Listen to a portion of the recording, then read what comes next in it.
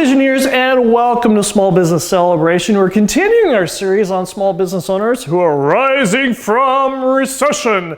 And in this particular episode, we are not walking through a door because we are already here.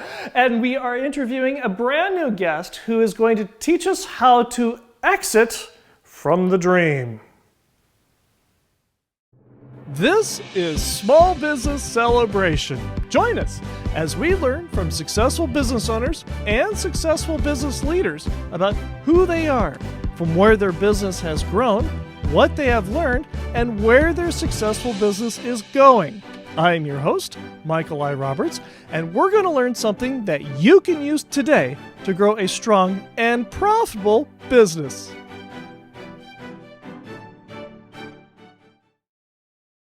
Hello Visioneers, and welcome to Small Business Celebration. And our guest today is Shiloh Logan, the owner of Logan's Pest Control. Welcome to Small Business Celebration. Well, thank you for having me. For Visioneers who don't know who you are, who are you and what is it that you do? You bet. My name is Shiloh Logan. I'm the owner and operator of Logan's Pest Control here in Bakersfield, and we take care of all the creepy crawlies that come in and invade your home. And we are currently in a recession. And this is your third business, so You've been through a recession or two before. What did Logan's Pest Control look like prior to COVID?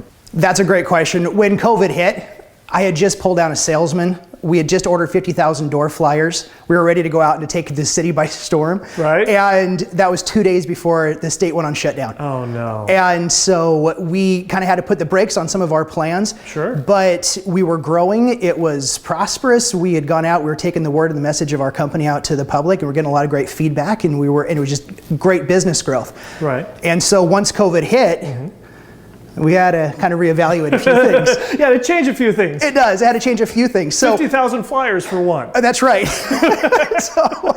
So we were going out. We were laying out flyers in Northwest Bakersfield. We were having some great feedback. And then once we couldn't do that anymore, it was this question, what do we do? What did you do? Well, at that point, we had started to recognize that as we started to grow, I think my business was hemorrhaging a little bit more than I thought it was. When we're doing well, you tend to spend a little bit more money than maybe you think you are. And so what happened is it gave me the opportunity of being able to kind of turn into my own company, to be able to see exactly what places were perhaps we were spending a little bit more than we should, tightened the ship. And what the kind of the consequence of that is with the customers is that we started to realize, because for me, with a pest control company, our main costs are in chemical and in reservices. And so whenever we go out to take care of a customer, we've got to know what products to use, we've got to know where to use them, and we've got to know what problems they're having so that we can treat them. Because it doesn't do any good if they have a roach problem and I'm treating for ants, you know? Right. So you got to know the products you're using and where you're treating for. And then the main cost that bleeds you out are reservices. So if you didn't get the job done right the first time, or an infestation came in, then you have to go back for free. And that's all part of the service. Right. So when COVID hit, what happened was we started to take a really good look at our company to see how can we get other numbers down, such as reservices, how can we get quality assurance up, and then to make our customers happy. Because then after about a month after COVID, since we couldn't go out and do door knocking anymore, and we couldn't go out and lay the flyers anymore, then at that point, when we started paying more attention to the customers, all of a sudden, word of mouth started going around, and all of our customers started having referrals, and our business kept on growing. How did you harness those referrals? Because a referral coming in is gold, but it's what you do with that referral that's key. How did you guys utilize those referrals? There's no really magic formula I noticed, except when they call in, hey, so-and-so had just referred me to you, I have this problem. And so a lot of it was listening to what they had to say, taking care of the problem and going out and actually visiting with them. That was a really big deal, is when you go out there and actually walk them through a step-by-step process. And it was in that moment when we started to really recognize that the more attention that we gave to them and their problems, the more they felt like we were taking care of the issue. Because for me as a professional, we can go out and we can take care of the issue in 5 minutes. I know where to treat, I know what to treat with, I know what to treat for. You've done this before. We've done this before, right? This is the business we're in. But the customers, it's almost like a little bit of hand holding. And so when you come in there, there's a lot of education to let them know what's happening, to let them know what to expect, to let them know how this is going to work. You know, this isn't a one-stop shop that's just going to fix it in 24 hours. Right. It's going to take some time to be able to fix this problem. How did you learn how to do that? Because this is not something that's innate in most people. Most people are very self-serving.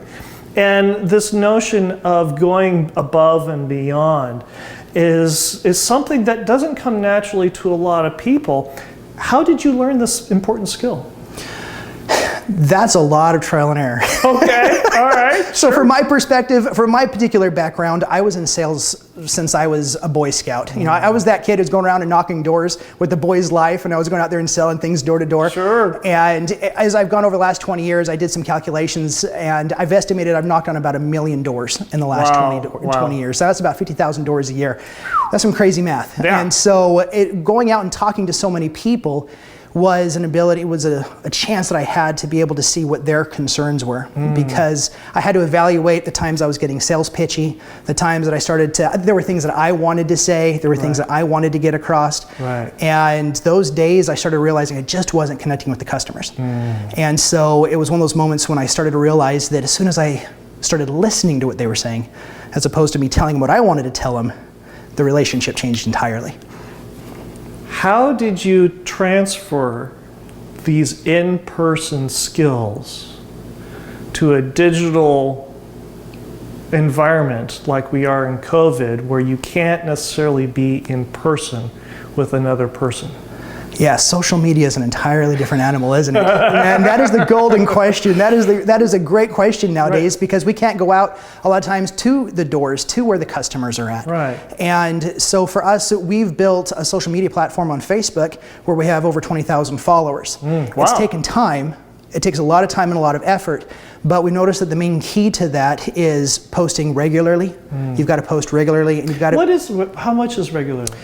At least 2 to 3 times a day. Really? So you don't want to go out, you don't want to overload the customer, as it were, and bog down their feeds, but at least 2-3 times a day is pretty standard. Holy cow. And now, is that true on all social media platforms, or is that specific to one particular platform or another? Great question. So we primarily use Facebook. And so we have one that we do in the morning, in the afternoon, and sometime in the later afternoon, evening. Okay. And it really doesn't even have to be all about our industry. A lot of it is about the community. It's about the problems that they're having. Sometimes we'll post things from other industries even. So it's really just content that allows them to become engaged in it, and that we can engage in the community and bring the community into that conversation. The key that I'm taking away from this is, yes, you're posting 3 times a day on Facebook, but it sounds like only 1 or 2 of those postings per day is actually about you. Yeah. Well, as soon as you kind of take yourself out of it and you turn it over, you'd be amazed at how much people are reciprocal to that. Because everybody likes to hear the sound of their own talking. Right. Everybody likes to hear their own name. You know, that's one of those sales principles 101. And so when you give the other people the opportunity of being able to either talk about themselves or you're able to talk about something else or someone else, that gives a lot of credibility to what you're doing. Now that you've developed this community of 20,000 plus followers on Facebook, and now that they're going through and you're giving attention to yourself once, but others 2 to 3 times a day, are you posting these posts personally yourself off your own mobile device, or are you automating these posts through another service so that you can free yourself up to do other things? Yeah, that's a great question, and the answer is yes. Okay, sure. We do a little bit of everything. So with Facebook, it's really easy because their business publishing tools allow you to schedule posts out for long periods of time in advance. Right. And if there's something that I'm on my phone though, and I see something that I think would be highly shareable or that people would engage in contact with, you save it really fast, you get onto the app, you load it up, and you post it. And so some of it is thought well in advance, and some of it's just spur of the moment too. But now, here we are nearing the end of 2020. Yeah. And you're selling your business. I am. It's an exciting time. Why are you selling your business? My long-standing relationship with my business, and I've had businesses before. 3 of them. 3 of them. And for me, and this isn't to say this is the only way to do it, but I was mentored a few times by a few different people that I highly respect. And one of the things they talked about was divorcing yourself a little bit from the identity of your business, to treat it more as an objective thing in and of itself. Okay. And it's not to say that's the best way or even the only way of doing it. But it's what works for you. It was work for me. Sure. And so in doing that, I've built my businesses with an exit plan in mind. And so I'm going to build this up, and it's going to be a vehicle for me right here, right now. I might stay with it, or if another opportunity comes, I might go with that as well. And my business I was building up because my long-standing desire, my goal, and kind of my dream is I've loved academia for a long time, and I've wanted to go back, and I had an opportunity now to be able to get my doctorate, and so I've been accepted into a doctoral program. And that's what I love about business, is being able to grow this industry, to be able to grow this business, and have it be a vehicle and a tool that has allowed me to go off and fulfill other dreams. What criteria did you use to find a quality purchaser of your business that would take care of your customers? I was fortunate enough that one of my longtime mentors actually is from Bakersfield. Okay. And who is it?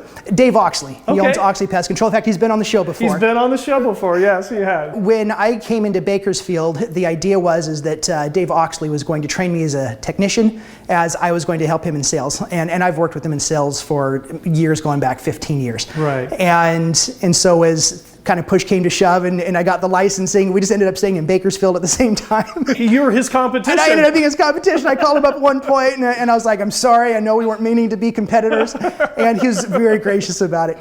But when it came time to sell the company, I looked at a lot of different companies, and one of the things that I wanted to do with my company is I wanted to keep everything local. Because as a salesman, I've sold all over California. I've been in Sacramento, I've been down in the North Central Valley, the Mid Central Valley, San Diego. I've kept coming back to Bakersfield over and over and over again. It's the nicest community, it is the friendliest people, and they are so open and welcoming. So I wanted to keep the company here in town by a local family-owned company. So it was not really hard, because I know especially in the pest control industry, a lot of the bigger companies are selling to outside companies and larger conglomerates. Right. And so when it came time for me, I wanted to look at more local family companies. And since Dave was there and I trained with him and I knew his service and I knew his professionalism, it wasn't a hard choice for me. And if visionaries want to reach out to Oxley Pest Control for their pest control services, how do they do that? I would highly suggest it. Call Oxley's Pest Control at 661-325-2687. What was that number? 661-325-2687. And what is their website? oxleypest.com. And if you enjoyed Small Business Celebration, we encourage you to go ahead and like, subscribe, notify, and leave a comment. We love hearing your thoughts, the things that you want to learn more about, questions you want us to ask our guests like Shiloh, and also go ahead and reach out to us there on social media, on Facebook, LinkedIn, and Instagram. And when we come right back, we are going to learn what is next for Shiloh and his future.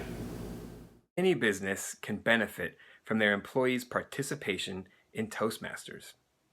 They will develop confident and competent public speaking skills. These foundational skills will aid them in communicating with customers, with coworkers, management, the media, and even in relationships. Join us. Learn to speak with confidence, engage your audience, and make your message stand out. Build a better you. Go to Toastmasters.org and click on the Find a Club button and build a better you. Go to Toastmasters.org and click on the Find a Club button and build a better you so that you can grow a strong and profitable business. Go to Toastmasters.org, click on the Find a Club button, and build a better you. We're here with Shiloh Logan, and we're talking about what he's planning on doing next, which is very apropos because our visionary question of the segment comes from Ashley, who asks, I've just sold my business and now I'm at a loss on what to do next. Any suggestions? Wow, that is a great question. Because you've worked this hard to build this business. You've built it up very successfully. You've spent a lot of time fretting over it, making payroll, doing all the challenges, and now, nothing. Now what? Now what?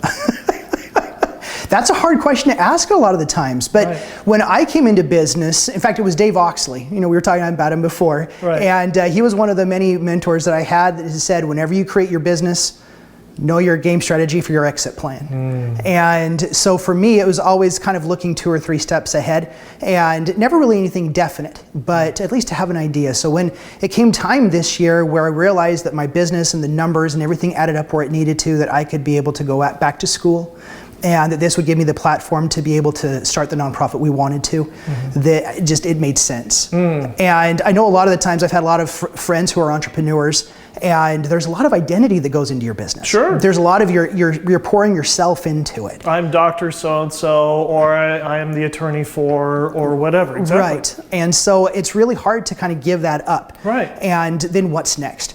So for me, it was I had to do a lot of preparation beforehand, and I'm gonna tell you what, as soon as you let that business go, there's a weight that's lifted off a little bit. Right. But there's also like a little mourning period where you've kind of lost an identity that you've had there before. The alarm still goes off at 6 o'clock or 5 o'clock in the morning, but now you're lying in bed going, now what? Now what?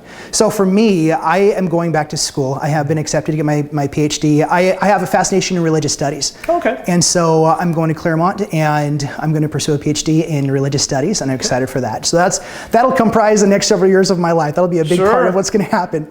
And on that side, the nonprofit that we have, it's called the PAX Project. What does PAX stand for? So PAX is Latin. It means peace. Oh, okay. So it's the Peace Project.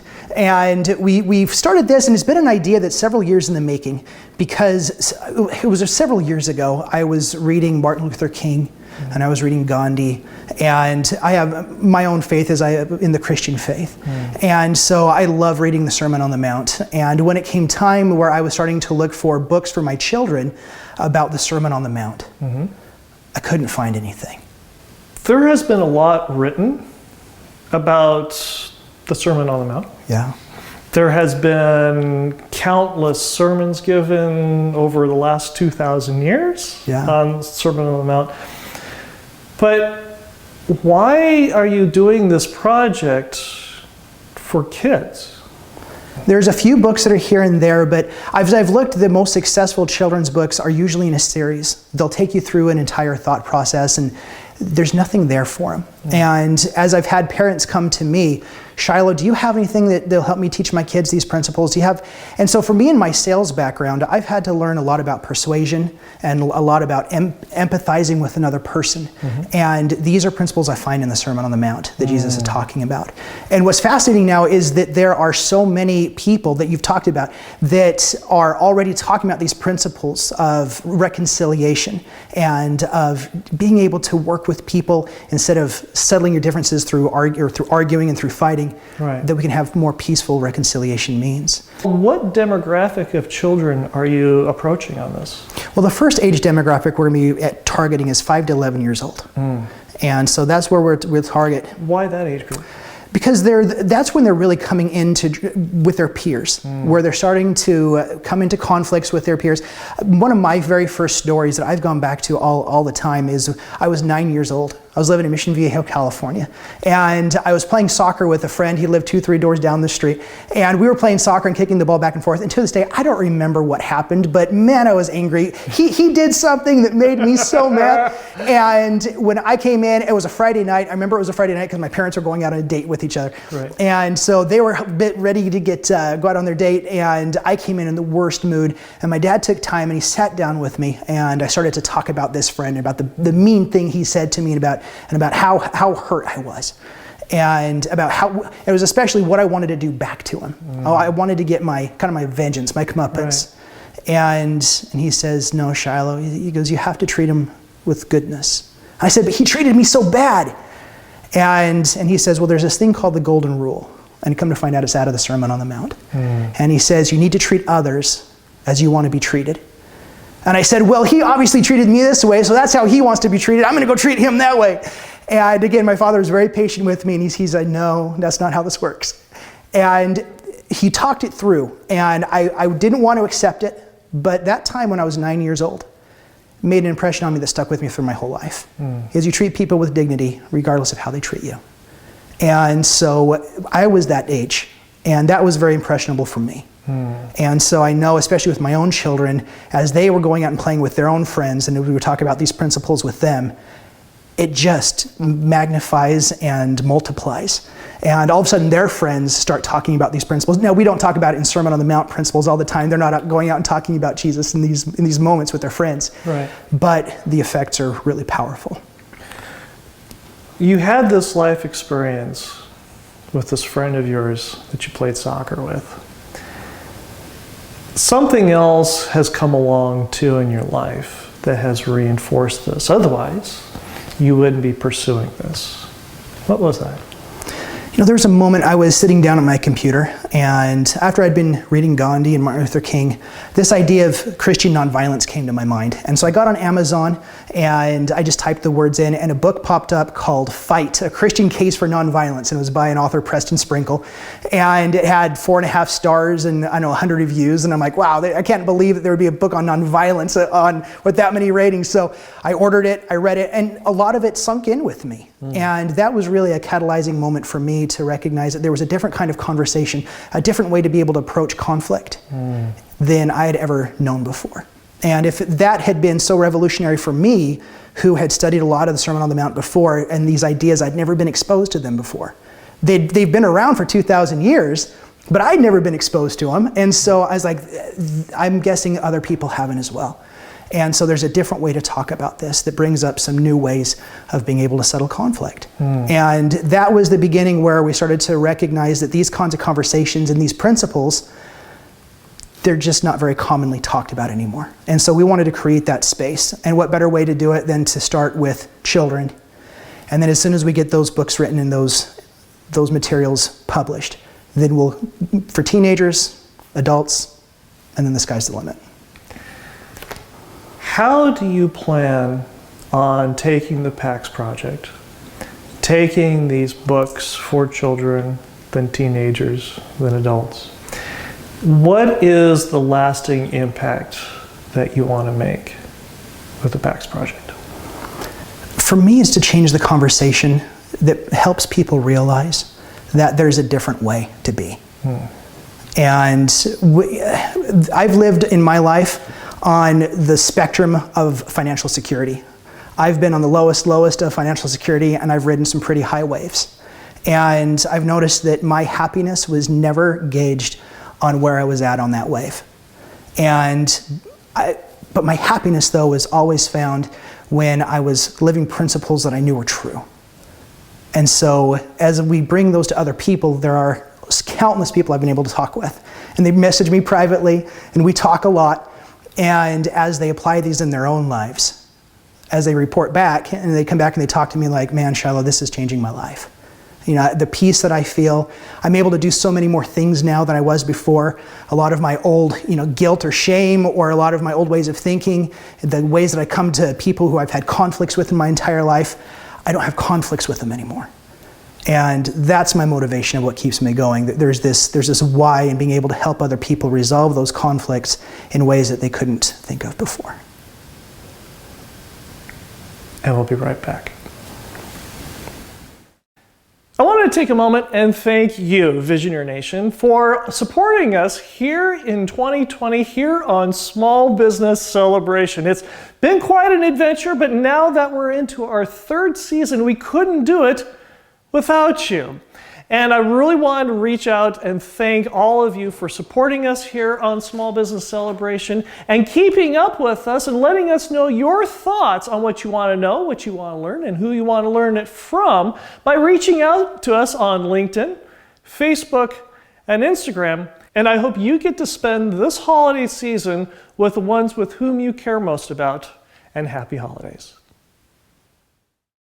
We're here with Shiloh Logan, and our Visioneer question for this segment comes from Joshua, who asks, when do you start prepping or planning to sell your business? And do you sell it yourself, or do you use a broker? Oh, that's a brilliant question. So when it came time for me to sell my business, we were in that place where I already had someone in town that I knew I could trust. So I sold mine directly. Right. But we did actually go through and interview several brokers, and that is a fantastic option. For me, I found that the more moving parts that the business has, you probably want to go the broker route. Right. For me, I had only had a few moving parts. Right. So it was a little bit easier to do that in selling the accounts over. But did you start this business, or for that matter, your other businesses, with an exit plan in mind, or did you have anything where you started a business and then somewhere in the middle you decided to sell it? So for the first two businesses were learning experiences. That was just experiment. Can we even make this possible? Right. And selling Boys Life magazines. That's right. So you jump in with both feet, and it's just life is crazy, and you're just doing everything you possibly can to get this thing to float. Right. And so with that being the idea, is like it was hard to think of an end game when you don't even know if the here and now is going to work. Right. And so with the pest control company, this is a tried and true thing. It was very easy. I was able to step into it. Easy is a relative term. Right. But in being able to go out, now I think I'd said before, I've knocked over 1 million doors in the last 20 years. Right. So I knew sales worked. Right. And I knew I could go out and do it. So there was a little bit of comfort in how to build the business. And I knew because of past experiences with other companies that pest control companies can be sold. Sure. So I knew that there was an asset under my feet. I knew that this will work. And so with that gave me a little bit more of an opportunity of knowing there was an exit strategy, and the numbers for me, it was really just finding out what my profit versus my losses were, my P&Ls, and then seeing what I could get for the business and what that would do for my future endeavors. And so once those numbers added up, then I was like, okay, I can make this jump now. And that's what worked best for me. It sounds like that your first couple of ventures, you were trying to stay afloat, and then you ended up selling them successfully almost by accident.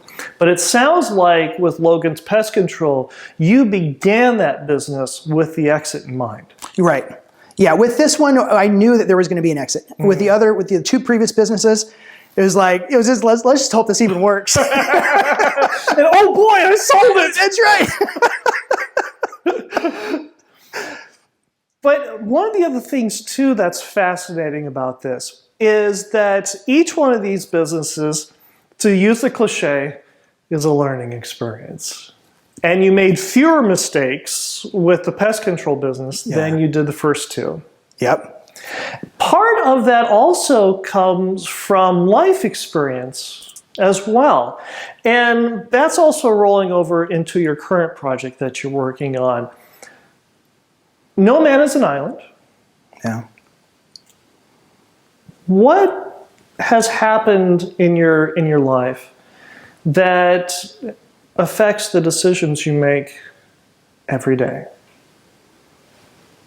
You know, there's one moment in my life that I go back to quite a bit. And there's a lot of happy memories in your life that you can go back to. Right. And sometimes it's some of those more harrowing experiences that end up becoming your biggest motivators. I really should have gotten that speeding ticket. That's right.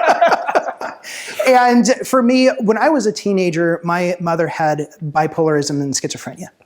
And it went undiagnosed for a long time. And there was one time, my father was what I call a serial entrepreneur. And so what was that? He made and killed a lot of businesses at times. And so there was a lot of successful businesses that he did. And so I've in a lot of ways, I followed in his footsteps. Right. But in one of the times he was away in business, my mom and I, in one of her episodes that she was in, we had an argument that escalated really fast. And it got out of hand. And that was a moment I realized that I had a lot of unaddressed anger. And that moment, I started to realize that I could either bury my anger down or I could take care of it and I can deal with it. And so as I've gone through, especially moving into the PAX project, I've looked back on that moment in my life and realizing that a lot of people's emotions come from experiences that haven't really been dealt with. And we deal and we bury a lot of anger and a lot of fear. And that ends up manifesting in different ways. Some people take that fear and use it as a warm, fuzzy blanket. Right or wrong? Probably unhealthy wrong. How have you taken this unhealthy fear, this unhealthy anger, and transformed it for good? This is a really great question. Life is a lot of experiences, and a lot of it trial and error. And luckily, I'm surrounded by a lot of people who are very patient with me. And as we move forward, there's a lot of fear in starting your own business, and there's a lot of uncertainty. And a lot of that you can either let that drive you moving forward, or you can let that topple you. And I've been on both ends of that spectrum. And it really is through trial and error that you just keep on moving on to the next step. And I've been fortunate to have a support system around me, my wife, mentors who have been there to support me the whole way through, and are able to kind of help guide me all as we make those next steps. Sure. It sounds like in our conversation so far that Dave Oxley has been a mentor of yours. He has been. How did you choose him to be a mentor? Well, occasionally you'll find in your life there are a few people who come along who have learned the one lesson that it's better to listen to somebody else's pain than to address your own. Right. And we've talked a little bit about that already. And Dave is one of those people. And so as I came down to sell for him for the very first time in 2006, and we just stayed in contact. And he was always there with a listening ear. And I think in a lot of ways that was really the first place where I learned to listen to people. Because as I learned through his mentorship, that as he listened to me, he didn't even always have to give me suggestions. It was just the fact that someone was there to listen to it. And then you come up with your own solutions. And so in that way, we had a great friendship. We ended up going into a kind of a personal friendship. We had a business friendship first, then it became more of a personal friendship afterwards. And so that friendship is maintained through the several years because of that. And now you're echoing that mentorship through your new project. Indeed. Yeah, the PAX project, that, as I said, that's what it's designed to do. We want to start helping children from the get-go. I realized as a teenager, I had a lot of unaddressed anger from when I was a child. And so if we can help children at first be able to learn how to resolve through those conflicts, and then through teenagers, and then through young adults, and finally adults, that there's a way to be able to get through this and have a way that we can find peace.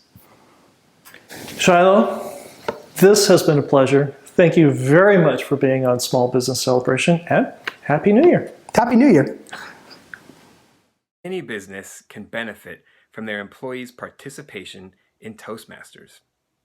They will develop confident and competent public speaking skills. These foundational skills will aid them in communicating with customers, with coworkers, management, the media, and even in relationships. Join us. Learn to speak with confidence, engage your audience, and make your message stand out. Build a better you. Go to Toastmasters.org and click on the Find a Club button and build a better you. Go to Toastmasters.org and click on the Find a Club button and build a better you so that you can grow a strong and profitable business. Go to Toastmasters.org, click on the Find a Club button, and build a better you. Who is a visioneer? A visioneer is a business leader who is a pioneer that has vision. A visioneer is someone willing to see the world not as it is, but as it could be, and is willing to do something about it. A visioneer is ethical, smarter, faster, and leaner than the mainstream competition. A visioneer gives value first because visioneers are in the business for the long haul. Visioneers understand the difference between saving money and earning a profit. Visioneers define their destiny. Visioneers create their own luck.